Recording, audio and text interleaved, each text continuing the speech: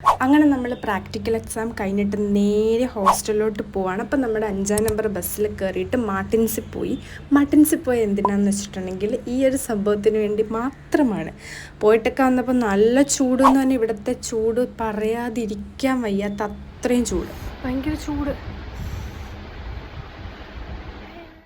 നമുക്ക് ഫസ്റ്റ് പണി, നമുക്ക് ഡ്രസ്സ് കഴുകണം. കുറേ ഉണ്ട്, നമുക്കത് കഴുകാം ഫസ്റ്റ്. പിന്നെ ഉറങ്ങണം. ഓക്കെ,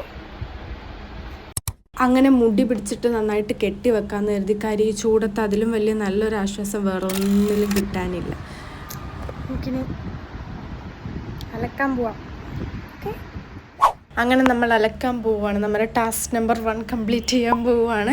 കുറച്ച് അധികം ഡ്രസ്സ് ഉണ്ട് കേട്ടോ കഴുകാനായിട്ട്. പോയിട്ട് വന്ന് കഴുകി തളർന്നാകെ പ്രാന്തായിട്ട് വൈകിട്ടായപ്പോൾ ഞങ്ങൾക്കൊരു തണ്ണിമത്തൻ ഉണ്ടായിരുന്നു. അപ്പോൾ അത് മുറിക്കാനുള്ള കഷ്ടപ്പാടിലാണ് ഞങ്ങൾ.